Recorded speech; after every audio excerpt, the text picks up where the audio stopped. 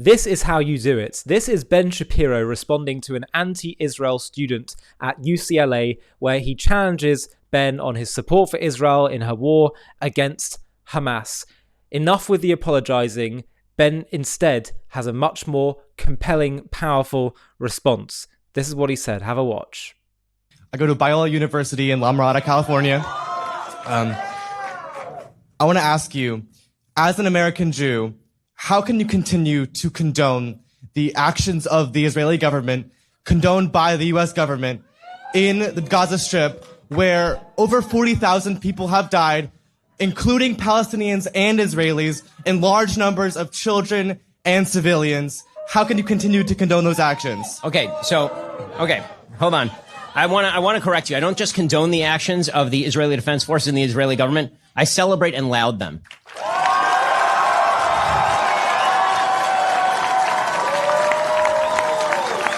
I'm not morally apathetic about what's happening. On October 7th, Hamas launched the most deadly war on Jews since the Holocaust. They killed 1,200 innocent people. They took 250 hostages. 100 of them are still being held hostage. I know members of families of hostages who are still being held, American citizens. Hamas could end this war today by surrendering.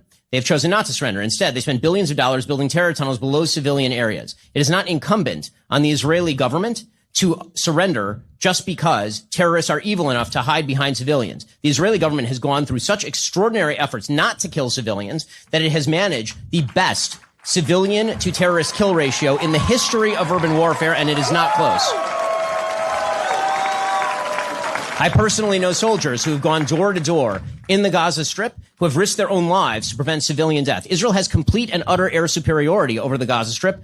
Turns out that Hamas doesn't have an air force. They just had a series of tunnels where they hid all their leadership while their people suffered after their people voted for them. And then they effectively established a dictatorship over the course of the last 20 years. Israel, with their complete air superiority, certainly would have had the ability to commit full-scale human atrocities had they wanted to. They have complete air superiority. They could have used F-35s and simply turned the place into a parking lot. They did not, in fact, do that. They moved vast scales of population. In fact, believe it or not, there have been more births in the Gaza Strip since the beginning of this war than there have been deaths in the Gaza Strip from the war itself. That is a very poor way to conduct a genocide.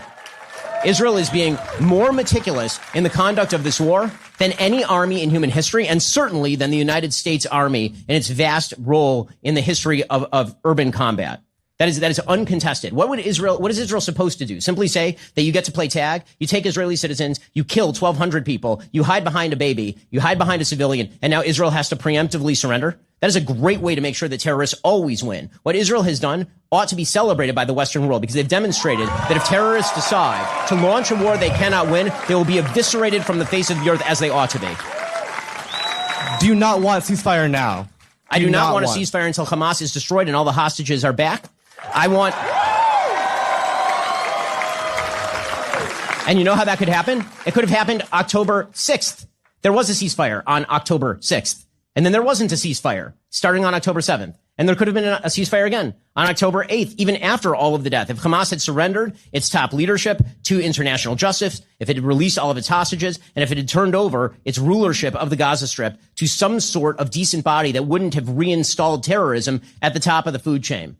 I mean, what exactly is the excuse for Hezbollah getting involved in the war? Hezbollah isn't even in Israel. Hezbollah has nothing to do with Israeli territory, and they've been launching 8,000 rockets between October 7th and now. Now it's more like 12,000 or 13,000 rockets, hundreds of them every week.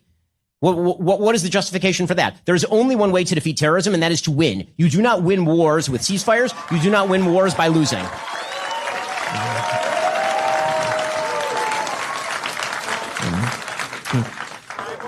In your speech, you mentioned that there are scavengers who like to tear down and there are lions who like to build up.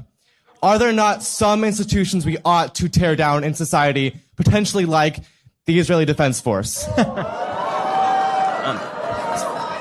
I think it would be an act of the gravest evil to even make that contention, simply because the Israeli Defense Force stands between 7.5 million Jews in Israel and complete slaughter. And by the way, over 2 million Arabs and complete slaughter who are citizens of the state of Israel. The only security and peace in the region right now is being guaranteed by the Israeli military. That is the only force standing between that region and continued chaos. The destruction of the IDF is the destruction of Israel. That means a genocide, a true genocide. The thing that everybody likes to ignore in the Middle East while they're claiming genocide and while they are claiming apartheid is that there's only one area in that specific area that is free of one ethnicity and religion, and it is quote unquote Palestine, which has 0 Jews living in it. If you drive through the West Bank, there are giant red signs if you drive into the Palestinian Authority areas saying Jews are not allowed in here. And if you drive there without the permission of the Israeli government as a Jew, you will be killed. If you're a Palestinian and you accidentally make your way into Israel, nothing will happen to you. You will go back to Nablus in the evening. If you make it through the checkpoint accidentally, you'll go back. And if you're a Jew and you accidentally drive into Ramallah, you will not emerge alive. That is not, if we are talking about which force here is a force for good and which force here is a force for evil, there is no question what the distinction is. If we're going to talk about institutions that ought to be torn down, we should start with the legacy media, which seems to have radically misinformed you.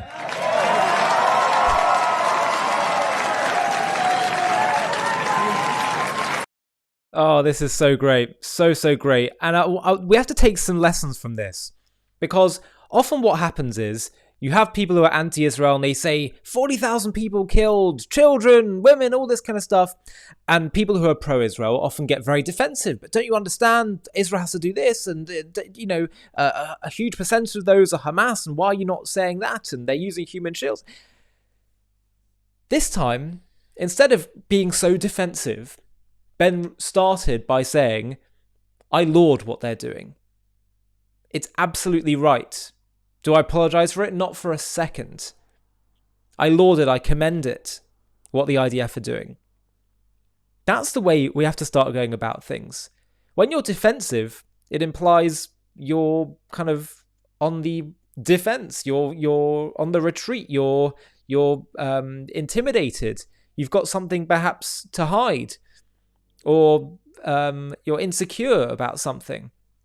Being defensive is never very good. We should be on the offensive, because supporters of Israel and the Jewish people have the moral authority, the moral superiority against people like organizations like Hamas.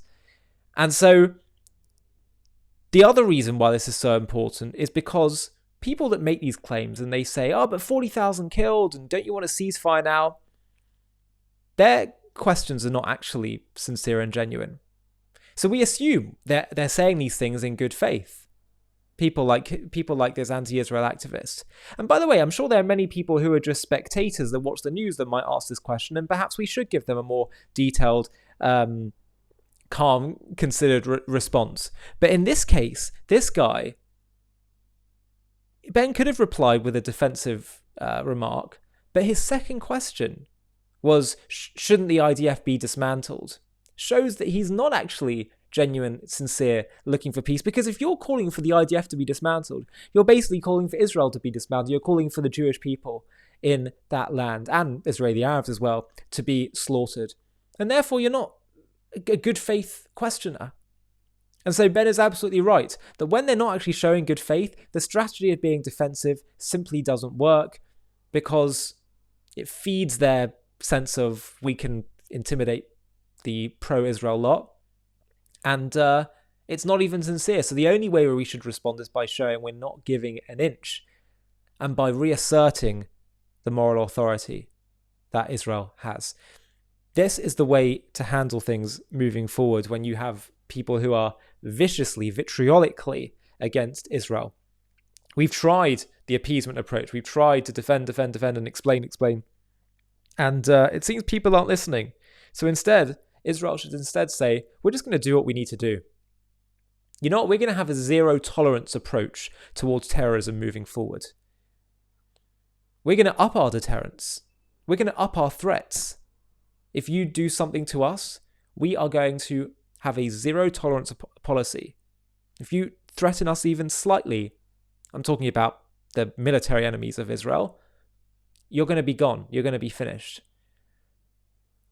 And when people hear that, once you stop trying to make it about, you do this, we'll do that, you do this, we'll do that, and you just make it clear cut that there is zero tolerance and you're going to be finished, whether or not people agree with you, they're more likely not to do anything. So here we're seeing a perfect example in the PR war department that peace through strength is the way to go.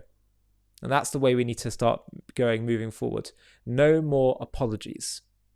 Just state the truth clearly. And as you can see from the crowd, they loved it. If you've made it so far in this video, I have a request for you. JTV has been having a really big impact in spreading the truth about Israel and creating positive associations with the Jewish people, Judaism, and Israel. We've really grown a lot, particularly in the last year, and we're having a really significant impact, both for Jews and non-Jews. But I really want to take JTV to the next level so we can start to compete with the other big online media beasts that are often peddling anti-Israel content. And the way we're going to do that is to scale even faster. So I'd love to build a team where we have other presenters doing shows like me. Let's start doing documentaries, supplementary content, animated content, etc., etc. And to do that, I'd like to build a bit of a team. So what we're going to do is we're going to do one fundraising day, just one, where we try and build up some funding in order to fund such a team. Now, to do that, it's going to obviously require people to get involved. And I'm wondering if you would consider, if you're watching JTV content and appreciate what we do and want to help partner with us in taking this to the next level and spreading the truth farther and wider than ever before, I wonder if you'd consider partnering with us simply by running a page, a mini page on the fundraiser that we do, where you just reach out to your contacts on that day that we choose to fundraise and see if they'll all chip in. If you'd be up for doing that, of which I would be so grateful, then please click on the Google form link in the video description of this video, where you can simply just put in a few contact details. It'll be a very small commitment, as I say, literally just one day that we'll all agree upon as a collective community. But the impact is going to be so big. There's such strength in numbers. If we all pull together and do this, we can take this to the next level. And as I say, all of us can partner together in bringing and spreading the truth to the whole world. So please do consider clicking on that link, filling in the form, and I'll be in touch very soon to talk about the next steps. Small commitment, but a big impact. Hi, thank you so much for watching. To watch another one, click here. To stay up to date with all our content, click here to subscribe. And if you're able to, you can help support JTV to grow and grow by clicking join below this video, where you can become a member and get perks including early access to videos and private live discussions with me. But most of all, you'll be partnering with us on our mission to change the world.